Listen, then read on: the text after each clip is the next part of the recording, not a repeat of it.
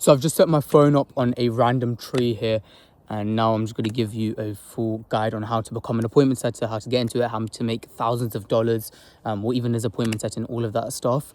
It's not a scripted video. I'm literally just in the middle of nowhere right now, just filming this because I thought I'd give you some real source on how to get into appointment setting and do exactly what I did and what I've made thousands of dollars from. So first, what is appointment setting, and what is it? So first of all, there's a dog in the background. So for me, initially when I started appointment setting, I'm hearing all these people saying, "Oh, do appointment setting," and I always thought to myself, "What is appointment setting?" I thought it was just setting meetings for like important people, like fixing their schedule around stuff like that. I didn't think it would be anything of what I'm doing right now, but what it really is pretty much every single business needs more sales, and to generate more sales, appointment setters, what they do is go out and get these appointments for these closers, for these business owners to try and convert into sales. So they could come in through inbound leads, through YouTube ads, through Facebook ads, all of this stuff. And an appointment setter might be calling them up, messaging them, trying to set them up for a Google meeting, a Zoom meeting, an in-person meeting. And eventually, a closer, the business owner, whoever it may be, may try and close them and, generate that sale. It could also be through cold calling. I started in cold calling, so you have to you have to go out and find those leads yourself. It might be email marketing, anything, but pretty much the main thing is you are a salesman and you are generating more sales for a business. And usually, how most appointment setters work off is a commission. So for example, let's say the product was $1,000. They sold it for $1,000. You would get a commission from that for finding that client. So maybe 10%, 15%. So, $100, $115, $150, like that. Some agencies will give you, a base. So maybe like a couple $100 every single month, a couple $1,000, depending on the agency. But yeah, so now I'm going to just break down how I pretty much got into the online niche, how you can go into the online niche, and why I personally started into the online niche. So the main reason I came into the online niche was, first of all, there was nothing really around me to do in terms of jobs. Secondly, I just realized it's something I would want to do later down the line. When you're working online, the best thing is you can work from your computer and you have location freedom.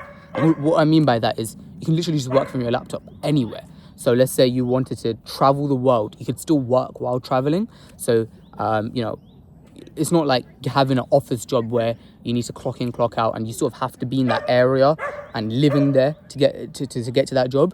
You could be in Spain and you could still be, you could still be working. You could be in Bali, in Thailand. You can be in any of these countries and still work while traveling the world, enjoying. That's the great thing about an online job. As well, I just prefer it in terms of flexibilities. Like, I can work in my living room. I could work at a friend's house. I could work, in the park like this.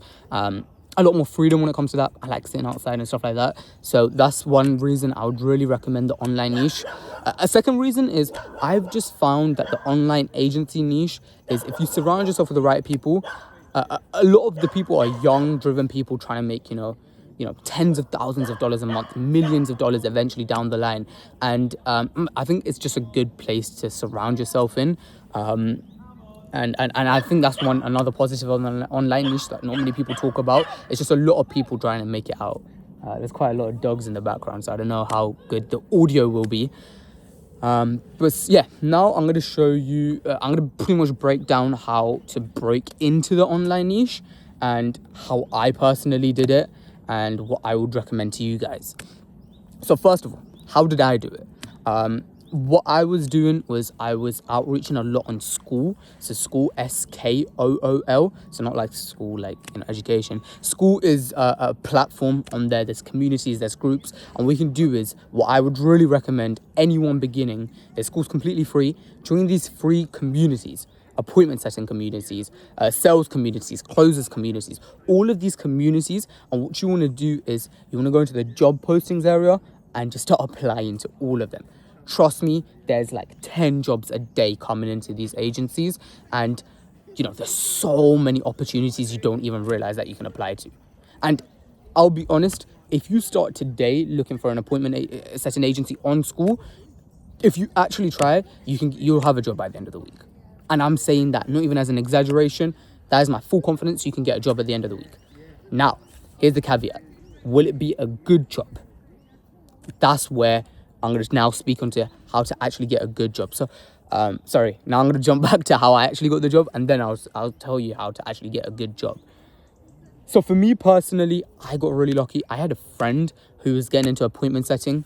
I'd reached out to loads of agencies at this point. I didn't really get much positive replies. I wasn't even really trying like that crazy. And then I had a friend who got hired by an agency. He unfortunately couldn't do the job just due to some personal reasons. But then he recommended the job to me. I interviewed there and I got hired. And, that's pretty much how I got into my role. But yeah, I would still recommend doing those outreach on school, because even the agency I was at, I didn't know, but I had outreach to them on school like 48 hours before. I just didn't get a response from them, because they hadn't started sending out responses yet. But yeah, school, SKOOL, I would really recommend in terms of outreach for jobs. Now, secondly, now I'm gonna break down why you don't want to get every single job, right? So this is a very interesting thing you're going to hear, is I'm going to tell you to reject some jobs. Why? Okay, because everyone's like, I got a job, why wouldn't I just take it? I got an appointment setting job, oh great, why wouldn't I just take it? But now the question is, are you actually going to learn something there, or you're going to actually earn something there? Because at this agencies, there's so many startup agencies, because there's so many young guys trying to start, appointment setting, trying to start agencies, trying to make money. And, in actual fact, they might not know what they're truly doing when running an agency. They probably have no experience whatsoever in sales, in fulfillment, in terms of their product, in terms of marketing, in terms of team management, leadership. And it's not a good place to be, because you won't progress there. And this is what I mean by progressing. And I'm going to tell you what will happen when you join a bad offer and when you join a bad appointment setting job. So first things first, you're not going to make money. Why? Because there's probably not going to be a closer. There's probably just going to be the owner trying to close the deals. And secondly, they probably don't have any current clients, any current testimonials, any proven systems to actually close clients at a high enough rate. So what's going to happen is, you might come on, you might do all this work, you might book all these appointments, but the issue is none of them are going to close and generate you money, because either, the person doing it doesn't have good sales experience, and secondly, the offer itself isn't established enough to actually generate sales, because, clients who are spending thousands of dollars, I'm talking about high ticket, even in lower tickets, they want to see this working for other people. So testimonials, proven results, stuff like that. And it's just very hard to do that at a startup. And especially with these agencies, there's hundreds of these where these owners have actual, no experience at all in running a business. And the second thing is, you're not going to have any feedback loop. And I don't think you guys understand how important a feedback loop is. And I'm going to exactly break down what a feedback loop is and why I would argue it is probably the most vital thing in your sales journey. It is probably the most vital thing when you're beginning in sales. So a feedback loop is pretty much, you do something, you may make a mistake in that, you may think you did well in that, and you get feedback on that, on what you did well, what you can do better, and how to do it better, right? So, an example of a feedback loop would be, you join a sales agency, you join an agency, right? You start setting for them, you make a mistake, and then somebody points out that mistake, what that mistake was related to sales, and the solution to that. How do you get better from there? How do you improve from there? Now, in these new offers, it is near impossible to find an effective feedback loop, because the people that are your managers, are the CEOs, they don't have the knowledge themselves. They don't have the sales knowledge themselves. They don't know how to lead a team. They don't know how to teach people. So they can't give you that effective feedback loop. And that's what you need. So me personally, I am a sales manager. I have generated over 70,000 in sales revenue, and I know what it is to have a feedback loop, because I've been there. I've started at a fresh agency, and I had a very, very solid feedback loop where I was constantly learning, and every single day, Monday to Friday, even Saturdays and Sundays, I was being coached up and being taught more and more and learning from my mistakes. And that single-handedly skyrocketed my sales performance. That skyrocketed my progress and skyrocketed how quickly I was able to improve in sales pretty much and get better. And that's why you need a feedback loop if you're starting. Over the money, genuinely, if you're starting in sales, I would try and forget the money and remember the feedback loop and actually see if you're learning as a salesman, right? You need to be learning as a salesman, especially when you're starting. Whether that be from a sales manager, whether that be from content. Content is good to a certain degree. After literally like the first 2-3 weeks, I wouldn't really recommend content to a whole level, because most content isn't that good in terms of YouTube and stuff, because it's not as specific. But yeah, it could be the form of a sales manager, a mentor, a friend that might be coaching you. But you need that feedback loop, and I am emphasizing on that feedback loop, right? I'm emphasizing on that feedback loop, and that is what will skyrocket your progress as a salesman. Cool. Now I'm going to go on to another section, and that is the topic of social media. Whew. Okay, cool. I'm losing my breath a bit, but this is the topic of social media and why it's important, right? Another way to get a good job is social media. And what I would recommend the most is Instagram, because I would say it's the most universal platform across all nationalities, across all countries, I mean. I see that TikTok isn't that good, because TikTok is extremely short attention span, and most people on TikTok are just there to make... people on TikTok aren't that memorable, whereas on Instagram, I just find it more versatile. And I would say if you're going to post content, post on Instagram, because it'll be probably the biggest ROI for you, so biggest return on investment for you. So start posting on TikTok. Start posting on Instagram. I'm losing my words. Start posting on Instagram, and what you want to be posting is things you are learning, tips for salesmen. Me personally, I have my actual cold calls up there when I used to cold call, and actual proof of what I was doing, and actual proof of concept of how good I am, and showing the world how good I am. And now, what I learned when I started social media, I didn't actually know what I was doing. I just sort of posted because I was like, I might be grateful for this later down the line. And trust me, I promise you, I was so grateful down the line, and I'll explain why. When you post on social media, that becomes your CV.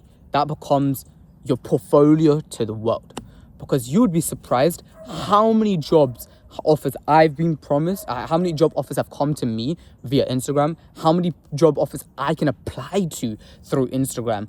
And you'd be so surprised. On the online niche especially, it's a lot more laid back and direct than you would imagine. I've interviewed at companies doing, hundreds of thousands in revenue every single month, literally through Instagram DMs. You'd be so surprised to think that, because you think, I have to apply my CV, I have to go through this massive job application, I have to do all of this. And don't get me wrong, there are a lot of offers you have to do that. But you'd be surprised. If you're good, you can cut through that process. And that's what I've seen. That is exactly what I've seen. I've seen many offers that have long job applications with CVs, with looms, all of this stuff. And me personally, I've been able to cut through that process, save myself so much time, and directly meet with the owner, with the sales manager for an interview, because they see my Instagram content. Because when I reach out to them on Instagram, they can quickly just go on my reels, they can go on my page quickly and just see everything in front of their eyes. Some people will even see my content and then reach out to me because they want more setters or they want a sales manager. And I still don't think you guys understand the importance of social media. Now, look, I'm not telling you to go out and build a social media with millions of followers and thousands of followers. Just have enough posts out there to show your skill. I'm not consistent with social media. I have like 20 posts on my Instagram and I've had this level of success. I don't have thousands of followers. I don't have any of that stuff. It's the quality of your content, right? Obviously, if you wanna generate, like, obviously, I'm assuming if you have more followers, if you have more content, if you have more reach, you'd have a lot better results. But I know I can speak from what I've done. I have like 800, 900 followers. I have like 20, 25 posts, and I have had job offers with bases of, $2,000 plus as a base. Come to me directly because of my Instagram content. And that should be a sign to you to start posting on Instagram, because it's so stupidly easy and is very slept upon. I tell so many people to start posting on Instagram. Hardly any do. It is so slept upon. I would really, really recommend posting on social media. What else do I want to talk about? Cool. Actually, one more thing that I haven't spoke about is related to bad job offers. How to actually filter them out. When you're getting onto a new job offer, just a couple quick signs. If the editor, if you're watching this, can you just put this back where the bad job offers thing was, where I'm talking about like just before the feedback loop and stuff. But yeah, watching this, thank you, man. Just do that. Just put it behind the feedback loop. But yeah. Anyways, when looking out for a bad job offer, what you really want to do is you want to see how many people are in the company. So these are questions you should be asking. How many people are the company? How long has the company been going for? Has it been, just founded like 4 months ago, or has this been running for 3 years, 4 years? How much in sales revenue, how much in monthly recurring revenue are they doing every single month? Are they doing something small like 10, 20, 30K? Or are they doing bigger numbers like 100K, 150, 200K, where you can actually make money because they actually have clients? How many clients do they have? Really trying to understand the offer itself. Is it a logical offer? Does it make sense to you? Like, is it something stupid like just running Facebook ads, or is it something actually useful, actually solves a solution? What else can you look for? Again, you want to look for stuff like if there's a sales manager, try and sort of vet out the sales manager, whoever will be coaching you, right? But you really, really, really want to make sure there's a coaching structure within that. Don't just make sure, a lot of these offers will be like, oh, we'll give you the script, you just have to follow the script. That's bullshit. Don't just follow the script. That'll get you nothing. The script is like, I could draft up a script for most offers in 5 minutes if I had industry knowledge. So ridiculously easy. But what you need to be coached up and learn is your tonality, industry knowledge, objection handling, rapport building, digging deeper, all of these stuff. And you need to be coached up on this. So you need to find, you need to be asking, what is the coaching style here? What is the coaching structure here? For me and my agency, what I do with my setters is, so I have a stand-up Monday, Wednesday, Friday, just a quick 20, 30-minute stand-up. On there, I just see if their numbers are fine, if their dials are fine, if there's any issues, any of that stuff, just regrouping with them. So seeing how everything's going, if there's any issues that I need to fix. And then the Tuesdays and Thursdays are group coaching. So I've grouped these people up into similar skill levels, and I coach them up. So, up to an hour, I do call reviews, role plays, I do live calls, all of this stuff, answering questions, Q&As, all of this stuff. And that's the coaching structure. And I also have one-on-one, so like a one-on-one call with all the setters once a week to do, tonality, stuff like that. That is a form of coaching and a feedback loop. And you really want to make sure you have that in your agency. So cut that out, please. Make sure you're asking what the coaching style is looking like there. What else?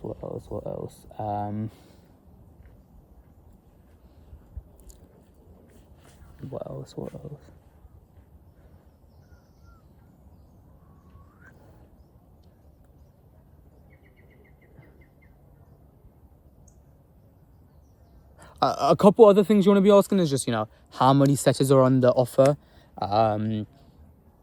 you know, how much the top setter is making with how many hours they're working. Because a lot of people, they've got skewed perceptions of sales and how it works. People think they can work like 2-3 hours a day and make like $10,000. You might be able to on some god offers with, you know, years and years of experience, but you're a starter, you know, you're beginning, you probably will make less than $2,000 while working full-time. That's just how it is.